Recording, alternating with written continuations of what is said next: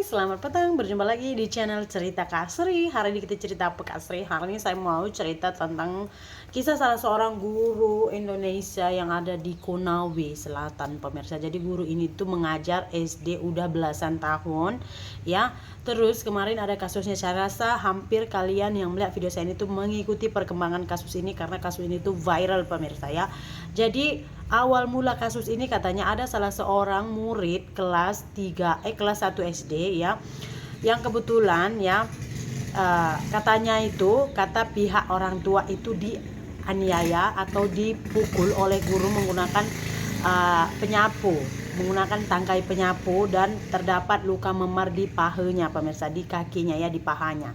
Nah, jadi pihak orang tua ini tuh nggak terima anaknya itu dianiaya di sekolah, jadi mereka ini membuat laporan ke polisi. Tapi sebelum laporan itu dibuat, mereka itu udah lebih dulu ingin berdamai, tapi dengan catatan si bu guru ini tuh harus membayar sekitar 50 juta untuk uang damai, ya, 20 juta untuk jaksa untuk pengadilan biar nggak dinaikkan ke mahkamah, dan juga 2 juta untuk pihak polisi biar masalah ini tuh enggak dimasukkan ke berkasnya gitu lah, pokoknya enggak sampai diproses oleh pihak polisi. Jadi totalnya itu 72 juta rupiah, ya, pemirsa. Nah, kata pihak guru pula, dia sebenarnya tidak sama sekali memukul murid ini, dia hanya menjewernya, pemirsa, ya. Apa sebenarnya yang terjadi, pemirsa? Karena ternyata guru ini tuh katanya sempat ditahan dari 20 hari penahanan, dia itu ditahan 7 hari karena kasusnya ini viral. Jadi dia itu ditangguhkan penahanannya. Artinya masa penyidikan tuh dia boleh pulang ke rumah. Tapi kasus tetap berjalan, pemirsa. Kasihan, ya kan, pemirsa. Diminta suruh bayar puluhan juta padahal gajinya itu cuma 300 ribu atau sekitar 100 ringgit. Saya hands up sih, applause gitu. Kenapa sanggup kamu dengan gaji 300 ribu tuh mengajar udah puluhan tahun gitu, ya kan? Apa yang kamu harapkan, Bu? Begitu cintanya kah kamu sama Indonesia ini sampai kamu mengabdi, ya kan, seperempat dari umurmu untuk negara yang hanya menggajimu 300 ribu, Bu? Salut sih. Oke, pemirsa, nggak usah berlama-lama, jom kita tengok videonya dulu, pemirsa. Gimana sih awal mula kasusnya ini, pemirsa? Oke, jom kita dengar. Kita dengarkan dulu kronologinya, tapi shortnya, ya, pemirsa. Jom. Sungguh memilukan. Supriyani, seorang guru honorer yang bergaji hanya 300 ribu, dimintai 50 juta dari Kapolsek Baito untuk hentikan kasus dugaan penganiayaan terhadap siswa. Kenapa hal-hal seperti ini masih terjadi? Kenapa seorang guru bergaji 300 ribu yang mengajar demi mencerdaskan anak bangsa justru mendapat perlakuan seperti ini? Pernyataan soal uang damai 50 juta itu diungkap kuasa hukumnya Andre Darmawan dalam sidang di Pengadilan Negeri Andolo, bahwa penyidik menyampaikan informasi kepada Kepala Desa Wonuwaraya adanya permintaan uang sebesar 50 juta dari Kapolsek agar perkara Supriyani dihentikan. Sebagaimana keterangan dari Kepala Desa Wonuwaraya dan bukti rekaman percakapan, dirinya mengatakan dalam kasus ini ada benturan kepentingan karena orang tua siswa yang diduga korban itu merupakan anggota polisi yang juga rekan penyidik kasus tersebut di Polsek Baito. Meski begitu, tim penasihat hukum Supriyani memohon hakim untuk menolak eksepsi yang diajukan untuk melanjutkan sidang ke pokok perkara, karena pihak Supriyani ingin membuktikan jika dirinya tidak bersalah dalam kasus ini, dan juga membuktikan Supriyani telah dikriminalisasi oleh oknum kepolisian dan jaksa. Gimana menurut kawan inilah soal kasus ini? Gimana menurut kalian, pemirsa? Dia itu diminta uang damai 50 juta oleh Kapolsek. Oke, jadi dia itu diminta uang 50 juta untuk damai, pemirsa. Mana dia mau ambil uang 50 juta, ya kan? Itu udah kategori pemerasan, ya, begitulah dia. Oke, pemirsa. Nah, ini kita udah lihat kronologinya, pemirsa. Terus, pemirsa, jom kita dengar, ya, pemirsa. Apa sih kasusnya itu? Gimana sih kronologi kasusnya itu? Lebih detailnya lagi, jom kita dengarkan. Termasuk yang 2 juta itu, Bang, ya, untuk penangguhan. Pertama, itu katanya bilang ada Supriyani datang mengaku, Ya. dia telah bersalah. Tahu tidak kenapa bisa terjadi itu? Ibu Supriyani ditekan sama penyidiknya namanya Jeffrey. Ya? Iya, penyidiknya pada saat itu. Penyidik pertama, ya. Pak Jeffrey menyatakan, sampaikan ke kepala sekolah, sampaikan Bu Supriyani datang saja mengaku, meminta maaf. Kalau sudah mengaku dan minta maaf, perkara ini dihentikan. Ya, dengan berat hati Ibu Supriyani datang karena dia sudah ketakutan. Katanya kalau tidak meminta maaf akan gelar perkara tersangka. Ibu Supriyani ketakutan dan dia BAP ada itu, ya kan? Ibu mengakui apa dia melakukan itu, dia mengaku saja iya sambil menangis. Itu menandakan bahwa Ibu Supriani tertekan toh. Nah, gitu. Itu kerjanya si Jeffrey. Kemudian apa? Pada saat setelah dia tersangka, ada permintaan uang. Berapa? 2 juta. Siapa yang minta? Kapolsek. Siapa saksinya? Ibu Supriani dan Pak Desa. Sudah diambil oleh Kapolsek di rumahnya Pak Desa. Berapa nilai uangnya? 2 juta. Uangnya Ibu Supriani 1.500.000 ditambah dengan uangnya Pak Desa 500.000. Kemudian apa lagi? Pada saat mau di kejaksaan, ditelepon oleh orang dari perlindungan anak. Katanya dari pihak kejaksaan meminta 15 juta supaya tidak ditahan. KPAI pun Ya kan? minta, ya 15 juta ampun. supaya tidak ditahan. Ibu Supriani tidak bisa lagi menyanggupi karena dia tidak ada duit. Ya kan? Nah, ini dari awal kita sudah lihat bahwa ini luar biasa di seseorang guru honorer dimainkan oleh jahatnya para aparat penegak. Ya. Oh, 50 juta ya, disampaikan. Ada dalam catatan Ibu Supriani, disampaikan. Dan kalau dia mengelak Kanit, kami ada rekamannya. Yang minta siapa? Hah? Yang minta uang 50 juta itu? Iya di dalam polsek itu. Kapolsek apa Iya. siapa? Jadi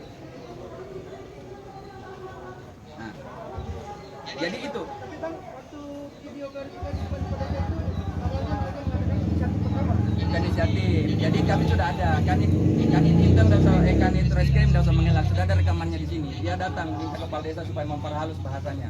Dia mengakui bahwa betul ada permintaan 50 juta itu. Nanti kami perdengarkan di persidangan. Video pada saya itu mengaku bahwa asal mula itu 50 juta itu bahwa inisiatif dari Pak Desa itu memberikan keterangan dia lagi tertekan. Dan Pak Desa akan kami siap dampingi. Dia ditekan-tekan. Faktanya bahwa sekarang kami sudah ada bukti rekaman bahwa Kanit itu datang meminta ke Pak Desa supaya diperhalus bahasanya. Dia sudah tertekan. Iya, ada. Kalau penjelasannya 50 juta bagaimana Pak? Tadi belum clear itu. Kalau penjelasannya Kanit, 50 juta itu untuk Kapolsek.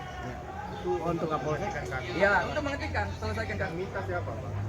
Yang minta kan lewat Kanit lewat Kanit disampaikan. ke kepala desa atau langsung Iya, ke Kepala Desa. kepala desa? Kepala desa yang sampaikan. Iya.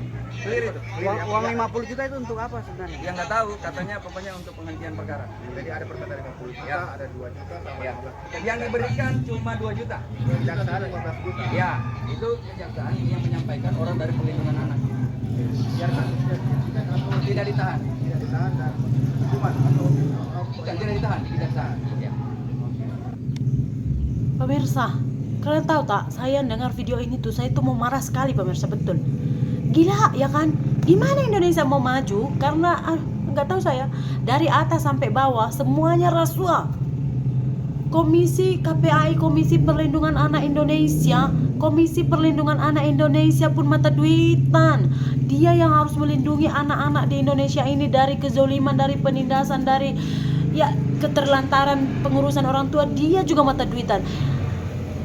Pemirsa, kemarin ada tuh katanya, nggak tahu, saya nggak bisa konsen, saya terlalu geram saya mendengar informasi ini gitu. Ya, ada yang bilang naikkan gaji kami kayak kemarin jaksa itu, naikkan gaji kami ini itu bla bla bla. Pemirsa, ini bukan masalah gaji sih. Buktinya Ibu Supriani ini bisa saja bekerja sampai belasan tahun dengan gaji 300.000, cukup dia. Ini kamu yang udah gaji jutaan masih still tak cukup, ya kan?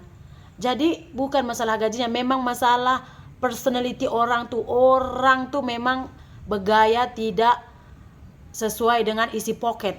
Ukur baju di badan cakap nanti tak sesuai pula. Tapi memang macam tuh. Ada juga orang dengan gaji 300.000 satu bulan boleh hidup. Hidup juga ibu itu. Entahlah, kemarin kan jaksa itu apa namanya pemirsa, pokoknya yang kerja di pengadilan negeri itu semua kan minta naikkan gaji, katanya gajinya nggak cukup. Entahlah, saya pening kepala otak saya tengok Indonesia ini. Apa mau dibilang? Kapolsek minta 2 juta. Uang ibu ini cuma ada 1.500.000 ditambah sama kepala desa 500.000, 2 juta bagi. Udah polisi minta 2 juta. Perlindungan anak pula minta 7 juta. Katanya itu untuk jaksa biar kasusnya ini tuh enggak diadilkan, enggak dinaikkan ke pengadilan. Enggak sanggup ibu ini bayar uang 7 juta. Jadinya naiklah dia. Ini Kapolsek pula minta 50 juta uang damai biar perkara ini habis. Enggak tahu saya lah. Kita dengar pula apa kata orang tua si korban. Yuk, heran saya, udah kayak gini pun masih ada juga orang mewawancarai dia. Ya tapi yalah, ayo kita dengar dari kedua belah pihak ya kan. Anak saya Bu, kalau secara fisik memang alhamdulillah sehat biasa, tapi secara mentalnya cukup terganggu semenjak ada rame-rame ini. Anak saya bingung, kenapa banyak orang, kenapa saya dibawa ke sana, kenapa saya dibawa ke sini, terus kenapa saya tidak sekolah. Saya sempat sampaikan tanggal merah nak libur, tapi dia buka HP, tidak merah ibu di HP, kenapa saya tidak sekolah, seperti itu. Keputusan tidak sekolah itu.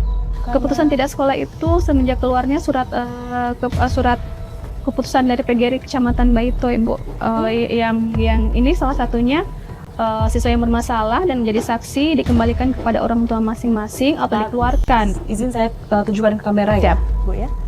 Oke, ini jadi PGRI dari Kecamatan Baito ini mengirimkan langsung ke Bapak Ibu atau melalui siapa?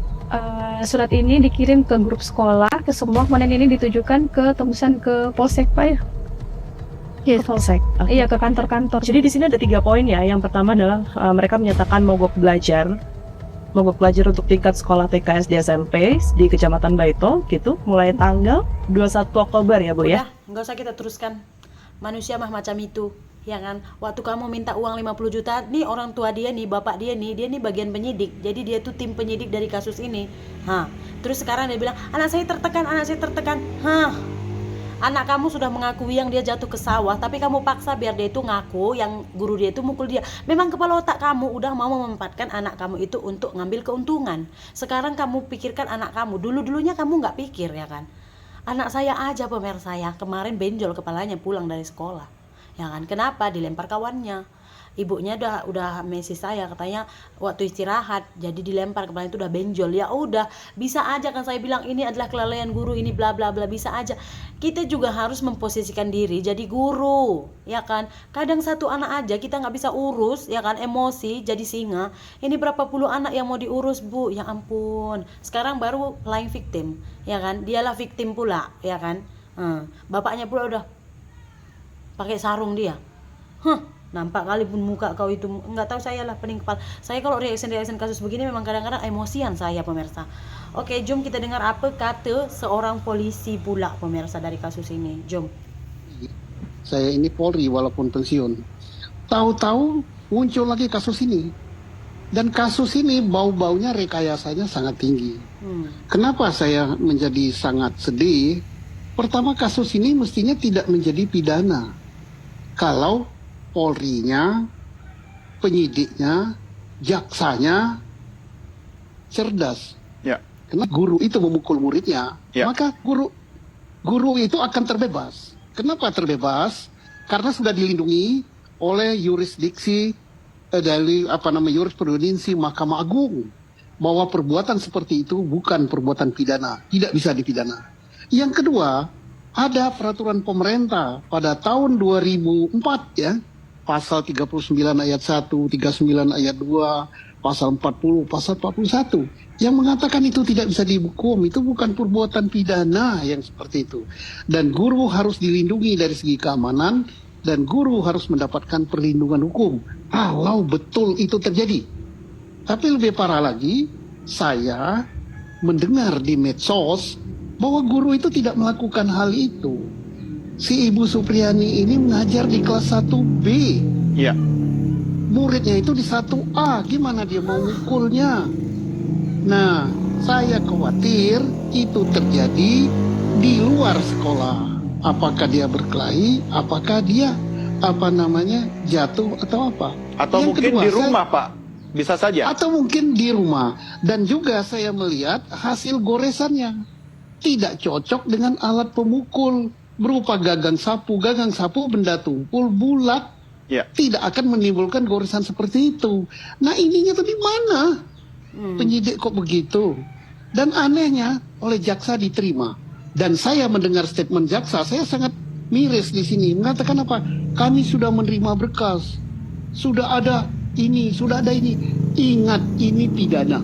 Pidana itu yang diminta adalah kebenaran material. Ini bukan perkara perdata. Kalau perkara perdata sudah ada berkas, sudah ada pemeriksaan saksi, sudah ada apa, oke. Ini bukan. Saksinya siapa? Kalau saksinya korban itu anak-anak, maka dia bukan saksi, gugur itu saksi. Nah sekarang siapa saksi yang melihat? Saksi yang melihat patut dipertanyakan.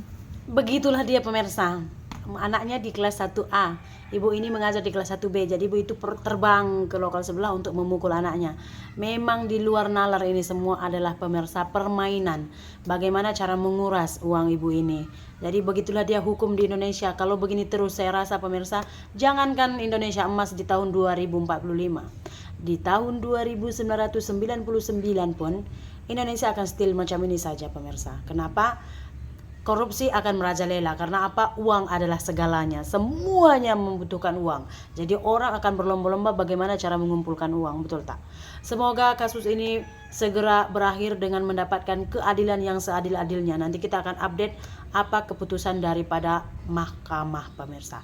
Untuk hari ini cerita Kak Sri yang sangat bikin emosi di hati saya ini sampai di sini saja. Terima kasih banyak. Jumpa lagi di Kak Sri berikutnya. Cerita Kak Sri berikutnya. Bye bye. Oh, satu pesan saya ya pemirsa. Bila kalian berurusan dengan family, polisi, family, tentara, apa saja aparat keamanan di negara ini, pastikan kamu harus membuat record video, paling tidak rekaman suara. Ini akan menjadi salah satunya bukti yang bisa menyelamatkan kamu dari fitnah yang dilakukan oleh ular berkepala 5 ini. Pastikan kamu ada bukti. Dan jangan takut memviralkan sesuatu yang kamu anggap kamu itu benar. Ya, terima kasih banyak. Bye-bye.